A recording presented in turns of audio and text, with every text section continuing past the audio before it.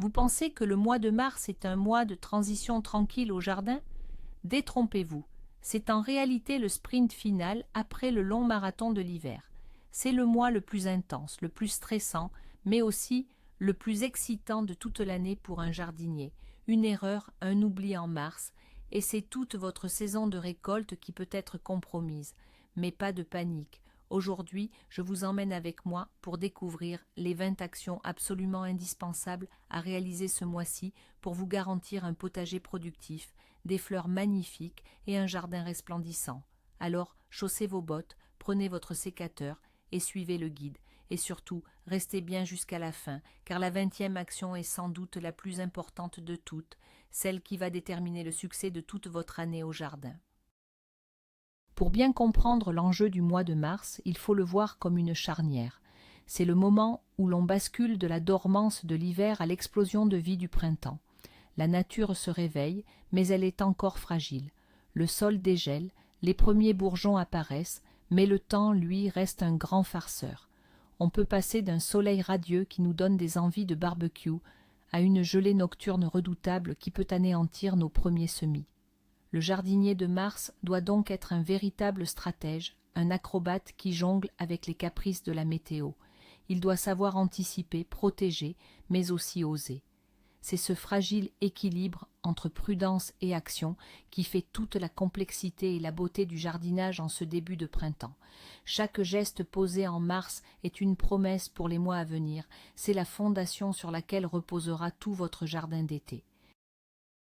Première étape, incontournable, finaliser le grand nettoyage d'hiver. On a souvent tendance à laisser traîner un peu, mais mars est la dernière limite. Il faut ratisser les dernières feuilles mortes qui étouffent la pelouse et les massifs. Ces feuilles peuvent abriter des spores de maladies ou des œufs de ravageurs qui n'attendent que la douceur pour éclore. Pensez à inspecter les moindres recoins, sous les haies, au pied des arbustes. On retire aussi les branches cassées par le vent ou le poids de la neige. C'est l'occasion de faire un état des lieux. Un tuteur est cassé, on le remplace. Une bordure est abîmée, on la répare. Imaginez que vous préparez une toile vierge avant de peindre votre chef-d'œuvre estival. Un jardin propre et net en mars, c'est non seulement plus agréable à regarder, mais c'est surtout une mesure prophylactique essentielle pour démarrer la saison sur des bases saines et limiter les problèmes futurs. C'est un peu de travail maintenant pour beaucoup de tranquillité plus tard. Maintenant que le terrain est propre, passons à l'essentiel.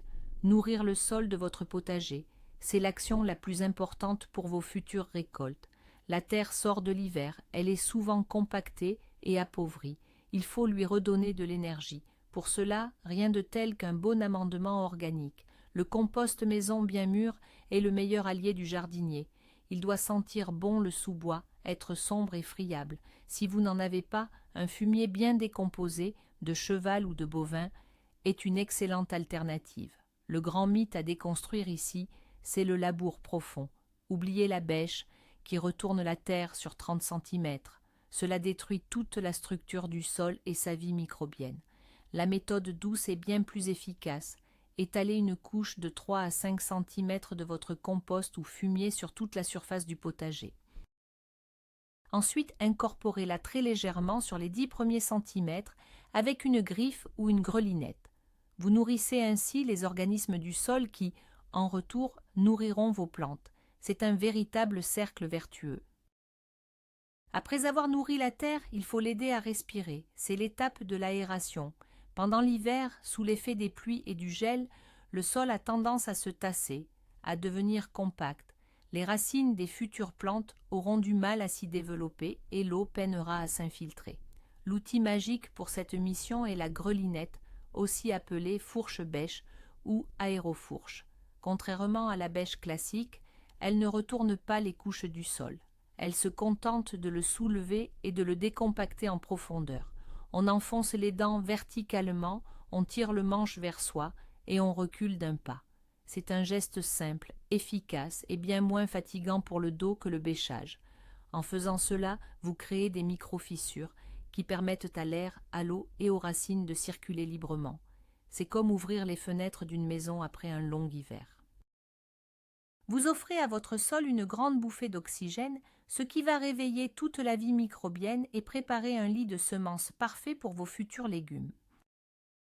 Le mois de mars, c'est le coup d'envoi des semis, mais attention, pas n'importe comment. Pour les légumes qui aiment la chaleur et ont besoin d'une longue saison de croissance, il faut commencer à l'intérieur, bien au chaud. On parle bien sûr des stars de l'été, les tomates, les poivrons, les piments et les aubergines. C'est ce qu'on appelle les semis sous abri chauffé. Vous n'avez pas besoin d'une serre professionnelle. Une simple mini-serre posée sur un radiateur ou un tapis chauffant, près d'une fenêtre très lumineuse, peut faire l'affaire. Utilisez un terreau spécial semis, fin et drainant. Remplissez vos godets, tassez légèrement, placez 2 ou 3 graines par pot et recouvrez d'une fine couche de terreau. L'astuce, c'est de maintenir une température constante, idéalement entre 20 et 25 degrés, et une humidité élevée jusqu'à la levée. Une fois les plantules sorties, elles auront besoin d'un maximum de lumière pour ne pas filer, c'est-à-dire s'étioler en cherchant la lumière. C'est un peu de travail de pouponnière, mais quel plaisir de voir ses propres plants grandir.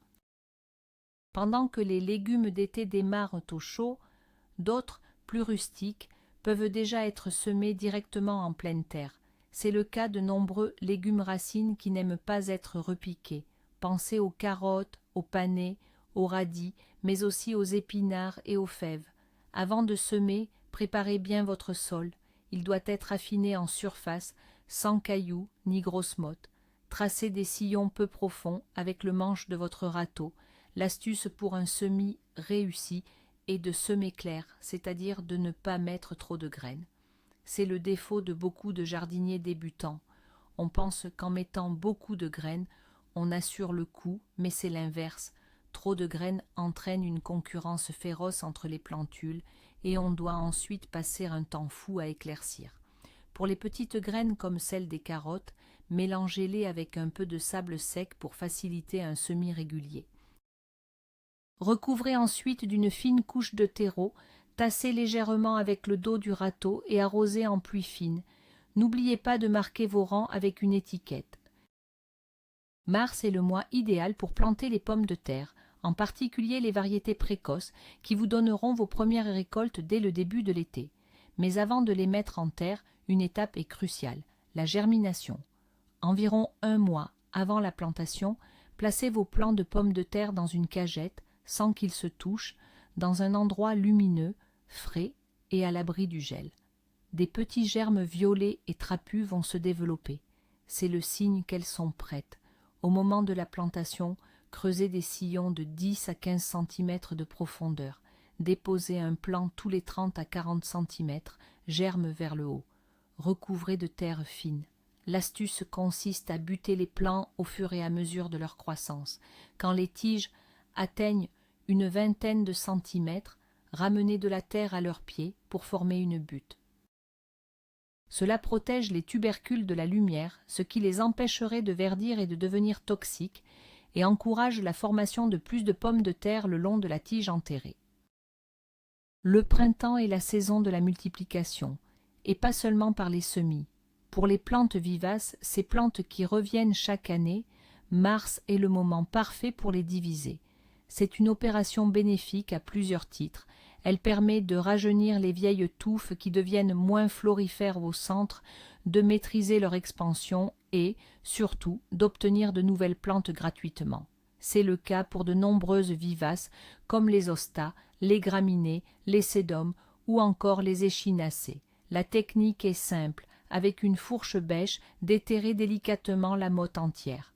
Posez-la sur le sol et, avec le tranchant de la bêche ou un grand couteau, tranchez la motte en plusieurs éclats. Chaque éclat doit comporter des racines et quelques départs de feuilles ou de bourgeons.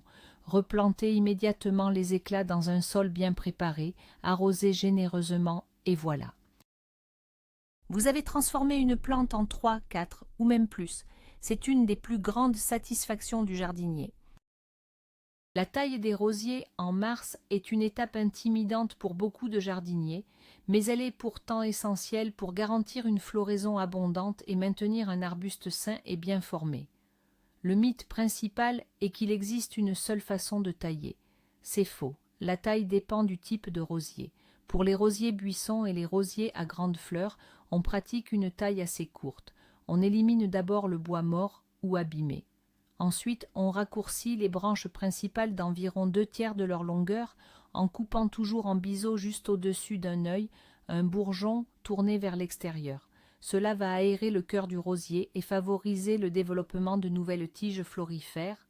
Pour les rosiers grimpants non remontants, qui ne fleurissent qu'une fois, la taille est beaucoup plus légère et se fait après la floraison. Pour les grimpants remontants, on se contente de raccourcir les branches secondaires. Un bon sécateur bien affûté et désinfecté est votre meilleur outil pour une coupe nette qui cicatrisera rapidement.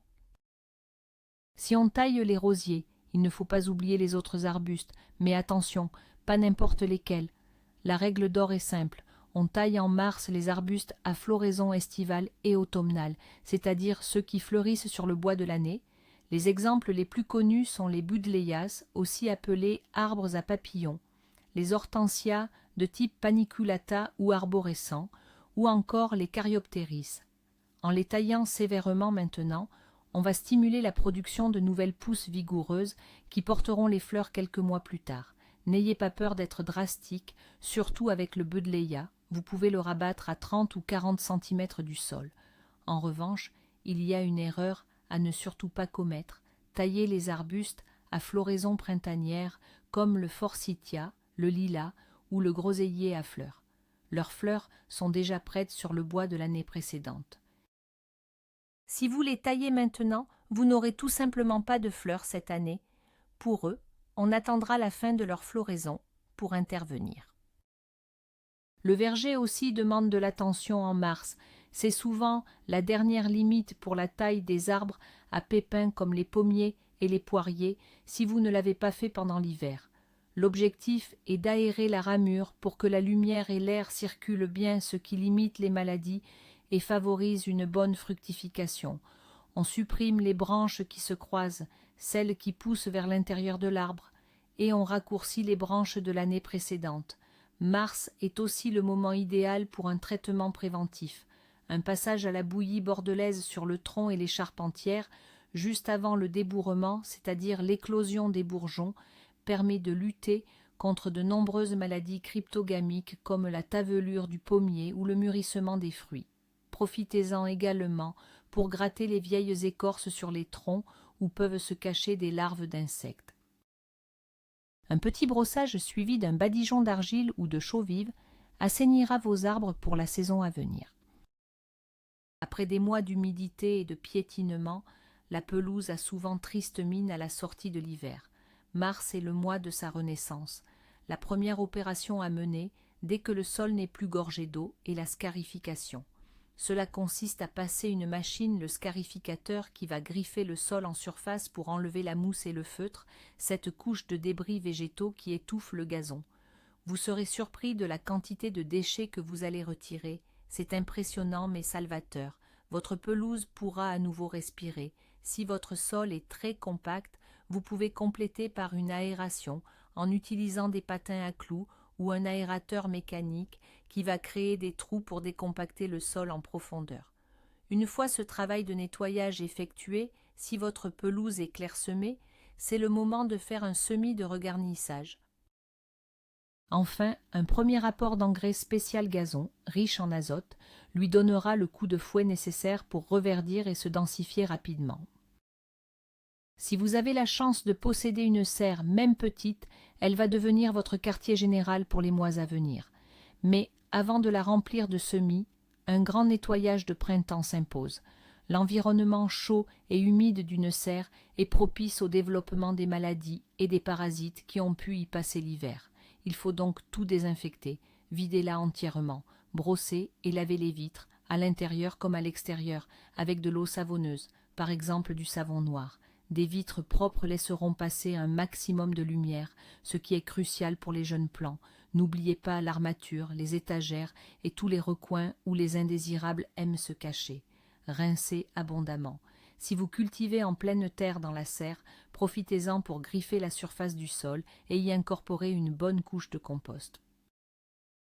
Une serre propre et saine est la meilleure garantie pour démarrer vos cultures dans des conditions optimales et éviter la propagation rapide des maladies plus tard dans la saison. Un bon jardinier est un jardinier bien outillé. Mars, avant le grand rush, est le moment parfait pour faire l'inventaire de son matériel et le remettre en état. Des outils propres et bien entretenus sont non seulement plus agréables à utiliser, mais aussi plus efficaces et plus sûrs. Commencez par les outils de coupe, sécateurs, cisailles et brancheurs. Démontez-les si possible, nettoyez la sève et la rouille avec de la laine d'acier et de l'alcool à brûler. Ensuite, affûtez les lames avec une pierre à affûter. Un sécateur bien aiguisé fait des coupes nettes qui cicatrisent mieux et demandent moins d'efforts. Pensez ensuite aux outils de travail du sol, bêche, râteau, binette. Nettoyez le métal et passez un coup de lime sur les tranchants émoussés. Enfin, entretenez les manches en bois. Un léger ponçage suivi d'une application d'huile de lin les protégera de l'humidité et des échardes. Ce petit rituel de début de saison vous fera gagner un temps précieux et vous évitera bien des frustrations quand le travail au jardin battra son plein. C'est une tâche que l'on a tendance à remettre à plus tard, mais installer les tuteurs et les supports pour les plantes grimpantes dès le mois de mars est une excellente idée. Le faire maintenant, alors que le sol est encore nu et que les plantes ne sont pas encore développées, est infiniment plus simple. Vous ne risquez pas d'abîmer les racines en enfonçant les piquets et vous pouvez circuler facilement. Pensez aux futurs besoins de votre potager. Pour les pois et les haricots à rames, installez vos filets ou vos treillages. Pour les tomates, plantez vos fameux tuteurs en spirale ou des piquets robustes. Au verger, vérifiez la solidité du palissage pour les fruitiers en espalier. Au jardin d'ornement, mettez en place les supports pour les clématites, les rosiers grimpants ou les pois de senteur. Anticiper cette étape vous permet de structurer votre jardin et d'éviter le stress de devoir le faire en urgence quand les plantes auront déjà commencé à s'étaler sur le sol. C'est un gain de temps et d'efficacité considérable. Une parcelle de votre potager reste vide en ce début de saison, en attendant les courgettes ou les haricots qui seront plantés en mai. Ne la laissez pas nue. Le sol nu est un sol qui s'abîme, qui est lessivé par les pluies et colonisé par les mauvaises herbes.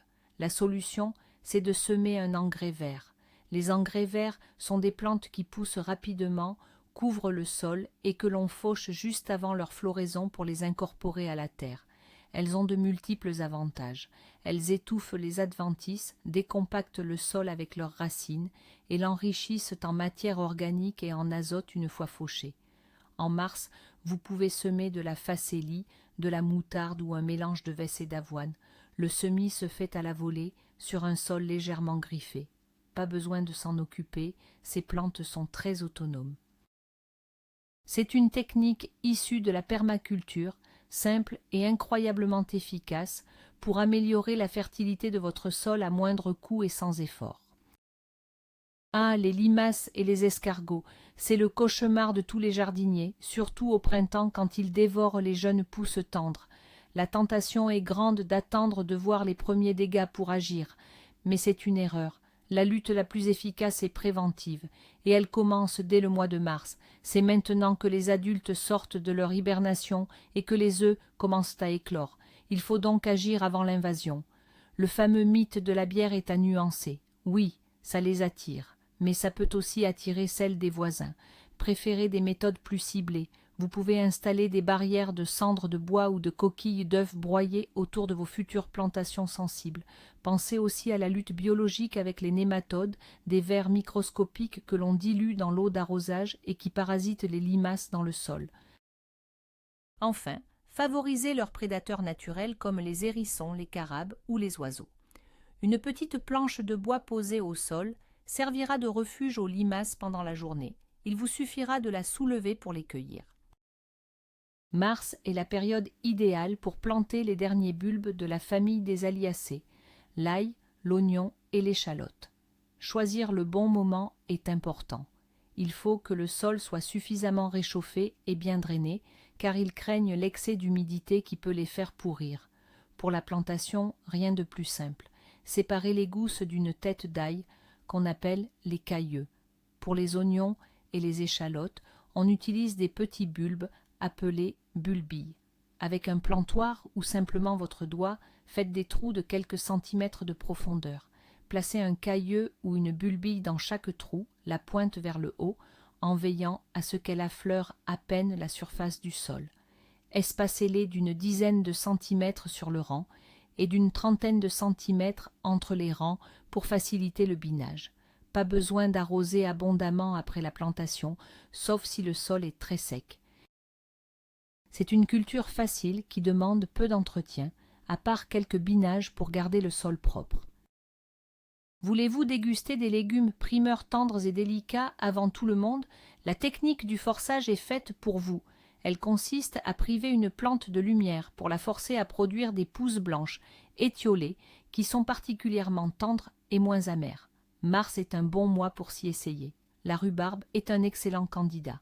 Repérez une belle touffe dans votre jardin et recouvrez-la entièrement d'un grand pot en terre cuite retournée, d'un seau noir ou de toute autre cloche opaque. En quelques semaines, vous pourrez récolter de longues tiges roses et sucrées. On peut faire de même avec les pissenlits pour obtenir des feuilles de salade croquantes et douces, ou avec les racines d'endive que l'on place dans une caisse de sable à la cave. C'est une vieille technique de jardinier qui permet de jouer avec les saisons et d'obtenir des récoltes précoces et savoureuses. Cela demande un peu d'anticipation, mais le résultat en vaut vraiment la peine. Le compost est le cœur du jardin, son or noir. En mars, il est temps de lui accorder un peu d'attention. Si votre tas de compost a été un peu endormi pendant l'hiver, c'est le moment de le réveiller. L'opération la plus importante est le retournement. Avec une fourche, mélangez les différentes couches. Celles du dessus, plus sèches, vont se retrouver au centre, et celles du dessous, plus humides et déjà en décomposition, vont remonter. Cette aération est cruciale pour l'activité des micro-organismes qui transforment vos déchets en humus. C'est aussi l'occasion de vérifier l'humidité. Un bon compost doit être humide comme une éponge essorée. S'il est trop sec, arrosez-le un peu.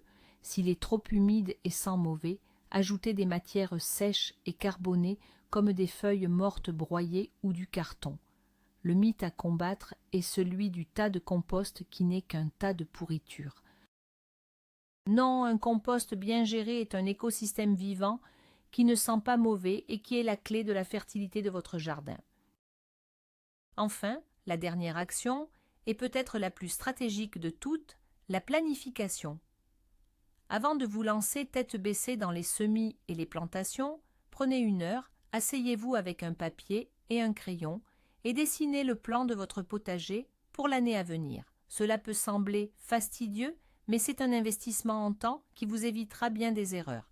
Réfléchissez à l'emplacement de chaque légume en fonction de ses besoins en soleil et en eau. Mais surtout, pensez à la rotation des cultures. C'est une règle d'or en jardinage. Ne jamais cultiver la même famille de légumes au même endroit 2 années de suite. Par exemple, là où vous aviez vos tomates l'an dernier, mettez cette année des haricots ou des salades.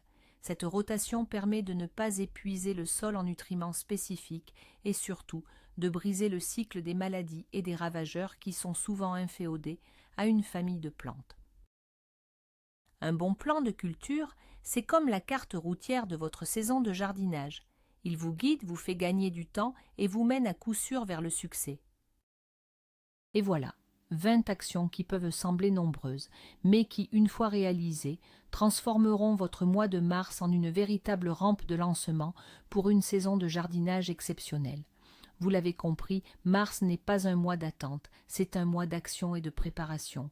Chaque graine semée, chaque branche taillée, chaque pelletée de compost est une promesse de saveur et de couleur pour les mois à venir. C'est maintenant que se joue une grande partie du succès de votre futur potager. Ne sous-estimez jamais le pouvoir de ces gestes fondateurs. Merci beaucoup d'avoir regardé cette vidéo jusqu'au bout. Si elle vous a été utile et vous a motivé à enfiler vos bottes, n'oubliez pas de laisser un pouce bleu pour soutenir la chaîne et bien sûr de vous abonner pour ne pas rater nos prochains conseils pour le mois d'avril. Maintenant, j'ai une question pour vous. Quelle est la tâche que vous attendez avec le plus d'impatience ou, au contraire, que vous redoutez le plus au jardin en mars? Dites-moi tout dans les commentaires. J'ai hâte de vous lire et d'échanger avec vous. À très bientôt au jardin.